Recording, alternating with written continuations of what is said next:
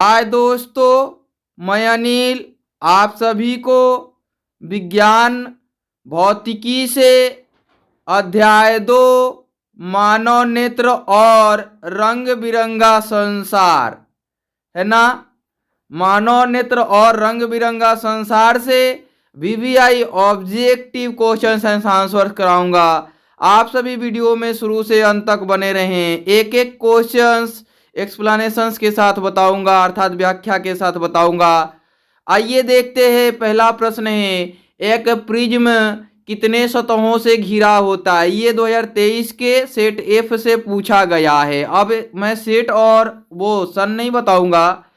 पहला ऑप्शन है 2, दूसरा ऑप्शन है 3, तीसरा ऑप्शन है 4 और चौथा ऑप्शन 5 है। यानी ए बी सी डी करके दिया हुआ है 4। तो आप सभी प्रिज्म को देखेंगे। प्रिज्म किसको कहते हैं? जिनके आधार और शीर्ष की आकृतियां सेम हों, बाकी उन आधार और शीर्षों पे लगे सतह कुछ भी हो, कोई फर्क नहीं पड़ता।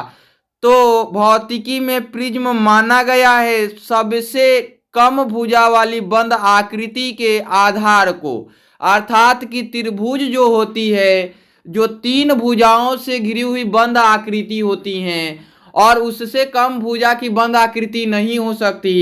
तो भौतिकी में हम जब पढ़ते हैं तो प्रिज्म जब भी आ जाता है तो उस समय हम त्रिभुज आधार लेते हैं और शीर्ष भी त्रिभुज लेते हैं और तीनों शीर्षों से एक एक सतह लगेंगे।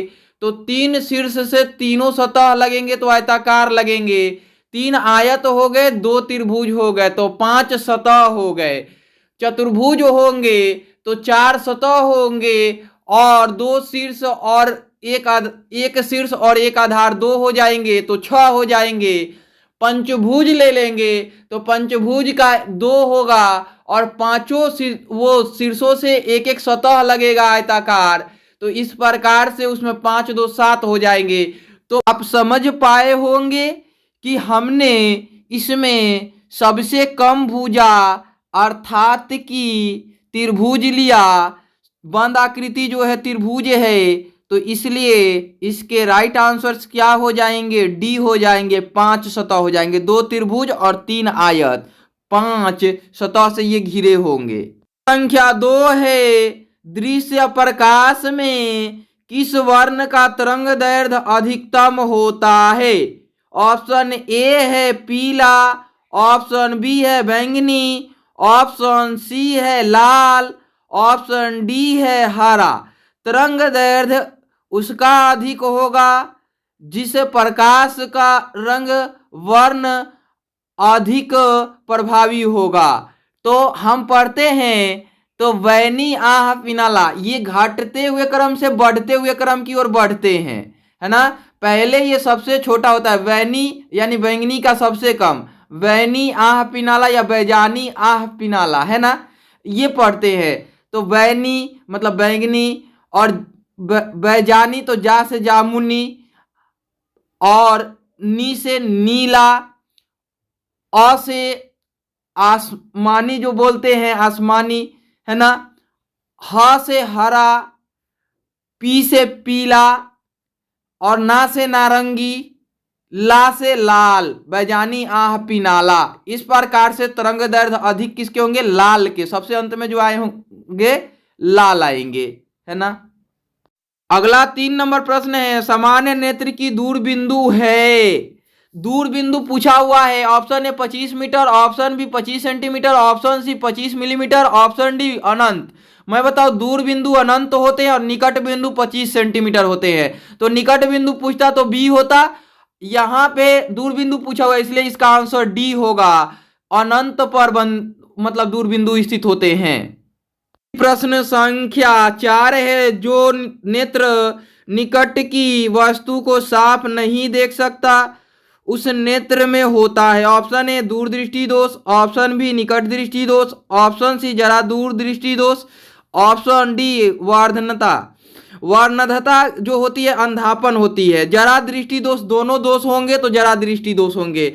अब रही बात नेत्र में, जब निकट की वस्तु साफ दिखाई दे तो निकट दृष्टि दोष तो होगा नहीं। क्यों? निकट दृष्टि दोष में निकट की वस्तुएं दिखाई देती हैं, दूर की वस्तुएं नहीं दिखाई देती हैं। तो इसका सही उत्तर ऑप्शन ए हो जाएगा, दूर दृष्टि दोष हुआ है ना। दूर दृष्टि दोष में दूर की वस्तुएं दिखाई देती हैं, निकट की नहीं दिखाई देती हैं। ऑप्शन ए सही होगा, निकट दृष्टि दोष में दूर की वस्तुएं नहीं दिखाई देती हैं। ऑप्शन ए इसका सही होगा। अगला 5वां प्रश्न है, मानव नेत्र वस्तु का प्रतिबिंब निम्न में से किस भाग पर बनाता है? ये डायरेक्ट याद रखिएगा, दृष्टि पटल या रेटिना, है ना। डायरेक्ट याद रखिएगा, दृष्टि पटल या रेटिना। ऑप्शन सी इसका सही हो जाएगा, रेटिना। प्रश्न संख्या 6 है, टिंडल प्रभाव प्रकाश की कौन सी परिघटना को प्रदर्शित करता है? ऑप्शन ए है प्रकाश का परावर्तन, ऑप्शन बी है प्रकाश का अपवर्तन, ऑप्शन सी है प्रकाश का विक्षेपण, ऑप्शन डी है प्रकाश का परिकिरणन। मैं बताऊं कि टिंडल प्रभाव प्रकाश के प्रकिरणन को प्रदर्शित करता है। किसको प्रदर्शित करता है? प्रकाश के प्रकिरणन को प्रदर्शित करता है, इसलिए ऑप्शन डी इसका सही हो जाएगा। प्रश्न है, सामान्य आंख के लिए स्पष्ट दर्शन की न्यूनतम दूरी होती है। मैंने अभी पिछला क्वेश्चन एक कराया था, 2 या 3 नंबर क्वेश्चन था, अनंत उसमें बताया था आंसर, और उसी में बताया था बी ऑप्शन दिया हुआ था, तो 25 सेंटीमीटर बताया था, है ना। तो आप इसमें याद रखेंगे कि 7वें प्रश्न का उत्तर डी होगा, 25 सेंटीमीटर दिया हुआ है। सामान्य आंख के लिए स्पष्ट दर्शन की न्यूनतम दूरी 25 सेंटीमीटर होती है। प्रश्न है 8 नंबर, निकट दृष्टि दोष में किस लेंस का प्रयोग होता है? अवतल लेंस का प्रयोग होता है जी। निकट दृष्टि के उपचार में अवतल लेंस का प्रयोग होता है, दूर दृष्टि के उपचार में उत्तल लेंस का प्रयोग होता है ना। और ये जो था द्विफोक्सी लेंस यानी बेलनाकार लेंस का प्रयोग जरा दृष्टि दोष में होता है। उत्तल और अवतल दोनों बेलनाकार लेंस को भी बोल सकते हैं, है ना। तो आपको मैं बताऊं कि इसका सही उत्तर ऑप्शन बी हो जाएगा, है ना। निकट दृष्टि दोष में अवतल लेंस का प्रयोग किया जाता है। प्रश्न है, श्वेत प्रकाश की किरण जब किसी प्रिज्म से होकर गुजरती है तब वर्ण सबसे अधिक विचलित होता है। जिस वर्ण की तरंग दैर्घ्य जितनी कम होगी वो उतनी ही अधिक विचलित होंगी। जिस वर्ण की तरंग दैर्घ्य जितनी अधिक होंगी वह उतनी ही कम विचलित होंगी। इस प्रकार से हमने आपको एक शॉर्टकट बताया है, बैनी आह पिनाला या बैजानी आह पिनाला, है ना। तो उसमें आप याद रखेंगे कि ऑप्शन सी बैनी आ रहा है, इसका विचलन सबसे अधिक होगा क्योंकि इसका तरंग दैर्घ्य सबसे कम होता है। जो तरंग दैर्घ्य सबसे कम होता है उसी के अकॉर्डिंग ये चलता है ना। तो बैंगनी का सबसे अधिक विचलन बैंगनी का होगा और सबसे कम विचलन लाल का होगा। इसके अकॉर्डिंग जो क्वेश्चन में जो पूछा हुआ है सबसे अधिक विचलन पूछा हुआ है, इसलिए ऑप्शन सी इसका सही हो जाएगा। सबसे कम पूछा रहता तो ये ऑप्शन होता, है ना। 10वां प्रश्न है, श्वेत प्रकाश जब एक प्रिज्म से होकर गुजरता है तो वर्ण सबसे कम विचलित होता है, वह है। मैंने आपको कहा था पिछली वीडियो में, जब सबसे कम पूछेगा तो क्या करेंगे? लाल मारेंगे। तो लाल इसमें ऑप्शन ए में दिया हुआ है, इसलिए इसका ऑप्शन ए सही हो जाएगा। संख्या 11 है, प्रकाश के किस वर्ण के लिए तरंग दैर्घ्य अधिकतम होता है? ये ऐसा प्रश्न मैं पीछे भी बताया हूं। लाल रंग का तरंग दैर्घ्य सबसे अधिक होता है, बैंगनी रंग का तरंग दैर्घ्य सबसे कम होता है ना। लाल रंग का तरंग दैर्घ्य सबसे अधिक होता है। ऑप्शन ए इसका सही हो जाएगा। अगला प्रश्न है 12 नंबर, एक उत्तल लेंस की फोकस दूरी 20 सेंटीमीटर है तो इसकी क्षमता क्या होगी? अब ये आपको देखना है कि उत्तल लेंस की फोकस दूरी धनात्मक होती है कि ऋणात्मक होती है। तो आप पहले ये चीज डिसाइड करें कि उत्तल लेंस की फोकस दूरी धनात्मक होगी कि ऋणात्मक होगी, है ना। तो आप पाएंगे कि उत्तल लेंस की फोकस दूरी जो होती है अपवर्तक सतह के सामने होंगी कि पीछे होंगी? तो दोनों तरफ होती हैं। तो अपवर्तक सतह के सामने जो होती हैं वो अपवर्तक सतह के पीछे वाले सतह की फोकस दूरी होती हैं, तो वो मुख्य फोकस तो होंगी नहीं, मुख्य फोकस अपवर्तक सतह के पीछे होंगी, है ना, मुख्य सतह के पीछे होंगी। जो अपवर्तक सतह होगा उसके पीछे क्या होंगी, अपवर्तक वो फोकस बिंदु होंगी, और फोकस बिंदु होंगी तो वो पॉजिटिव होंगे। इस प्रकार से आप इसकी क्षमता ज्ञात करेंगे तो पॉजिटिव आएंगे, है ना। तो आइए देखते हैं, फोकस दूरी 20 सेंटीमीटर दिया हुआ है, तो 1/में एफ होता है क्षमता निकालने का फॉर्मूला। तो एफ जो होता है मीटर में होता है, यहाँ सेंटीमीटर में दिया हुआ है, तो 100 में एफ करेंगे तो +5 डायोप्टर आएंगे, 20 पंचे 100, है ना।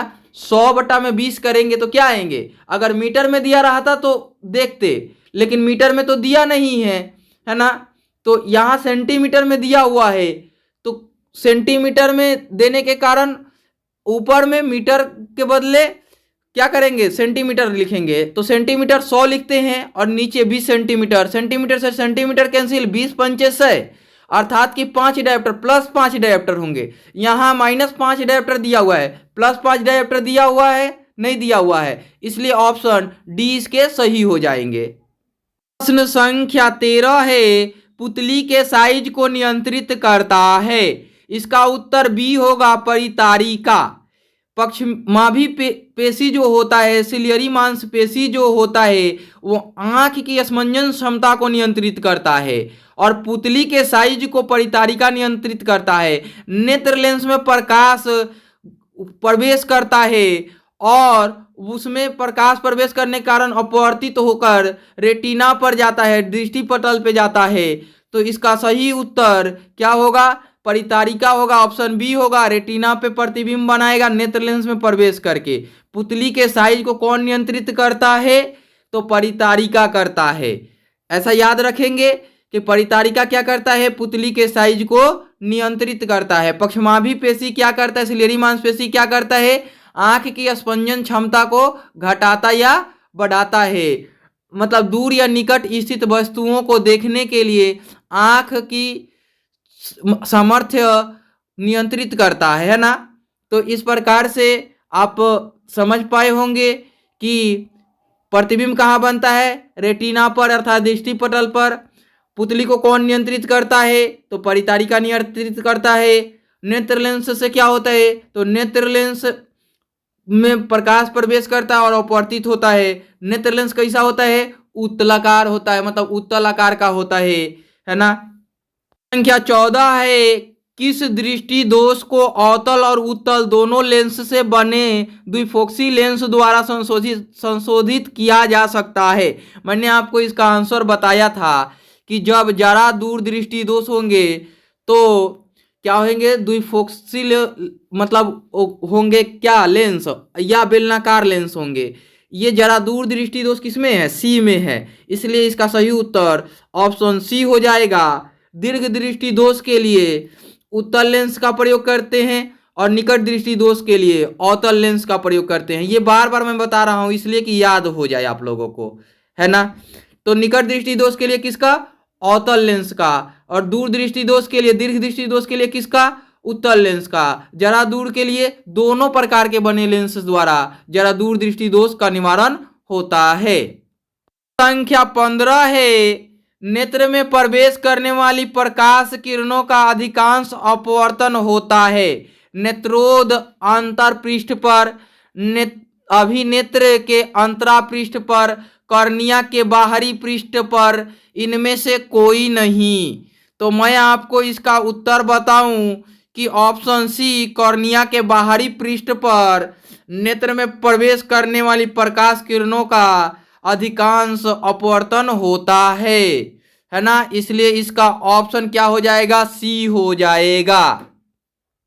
क्या 16 है, जब सूर्य का प्रकाश वायुमंडल से गुजरता है तो वायु के सूक्ष्म कण किस रंग के प्रकाश को अधिक प्रबलता से प्रकीर्णित करते हैं। आपको मैं बताऊं, प्रकीर्णन करना मतलब कि फैलाना, है ना। तो फैलाएंगे किसको, जो प्रभावी ढंग से कम होंगे उनको, है ना। लाल तो ज्यादा प्रभावी होते हैं, नारंगी भी प्रभावी होते हैं, पीला भी प्रभावी होते हैं, नीला कम प्रभावी होता है। बैनी है ना, बैगनी के बाद नीला ही आता है, या बैजानी, मतलब कि बैनी, जामुनी, नीला है ना। तो ये उसके बाद आह पी नाला, वो डायरेक्ट 3 सीरीज में दिए हुए हैं, पी ना ला, मतलब पीला, नारंगी, लाल।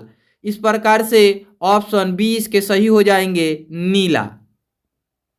संख्या 17 है, वायुमंडल में प्रकाश का कौन सा रंग यानी वर्ण अधिक प्रकीर्णन होता है? तो इसमें भी नीला ही होगा, ऑप्शन डी इसका सही हो जाएगा। इसलिए कि ऊपर में आप देख रहे हैं कि हमने नीला बताया, क्यों? क्योंकि जिसका प्रबलता कम होगा, जिसका तरंग दैर्ध्य कम होगा, उसकी अधिक प्रबलता से प्रकीर्णन होगी। इसलिए ऑप्शन डी ही इसका सही होगा। प्रश्न संख्या 18 है, निर्वात में प्रकाश की चाल। हमने बताया था 3 × 10⁸ मीटर पर सेकेंड, या 3 × 10⁵ मीटर किलोमीटर पर सेकेंड, है ना।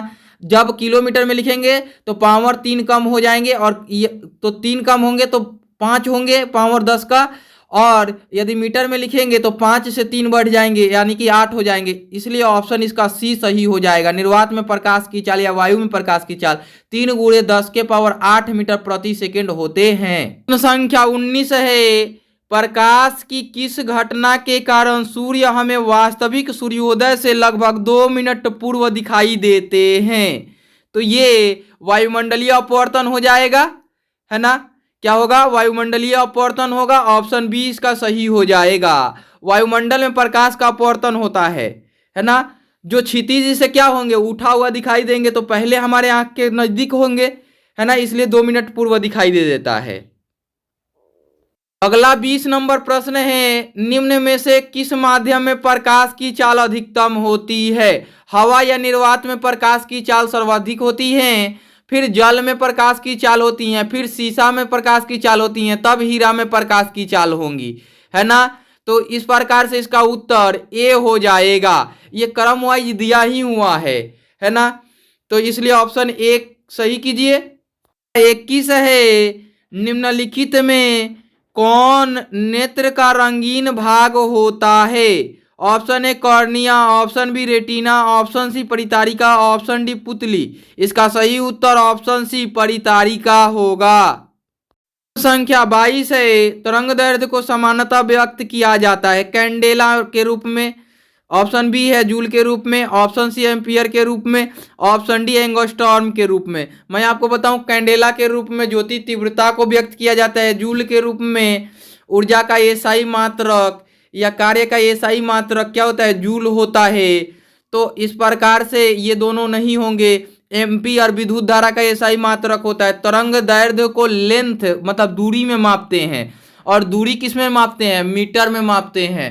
और मीटर में मापते हैं तो छोटी इकाइयां जो हो जाती हैं उनका ऋणात्मक जो मान होता है पावर में या डेसिमल में होता है, तो वो नैनो, एंगस्ट्रॉम इत्यादि, एमटो, फेमटो क्या होता है वो मैं बता दूंगा। लेकिन यहाँ सही उत्तर जो होगा ऑप्शन डी होगा, एंगस्ट्रॉम के रूप में मापी जाती हैं।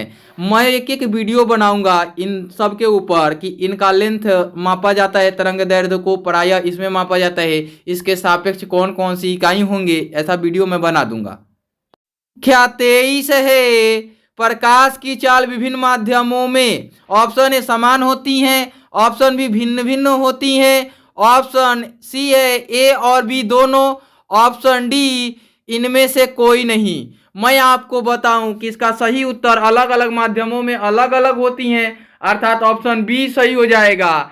इसमें भिन्न भिन्न नहीं लिखना चाहिए था इसको, पता है भिन्न भिन्न का मतलब क्या हो जाएगा, अलग अलग अलग अलग, यानी 4 बार अलग अलग लिखना पड़ेगा। भिन्न का मीनिंग होता है कि दो वस्तुओं के बीच या 2 समान इकाई के बीच अंतर कर देना, या समान किसी भी पिंडों के बीच अंतर कर देना, या ये प्रकाश की चाल हो या कुछ भी हो, ये अंतर स्पष्ट करेंगे तो क्या होंगे, भिन्न होंगे। और भिन्न भिन्न लिखने का मतलब कि अलग अलग अलग अलग, ये 4 बार हो गए।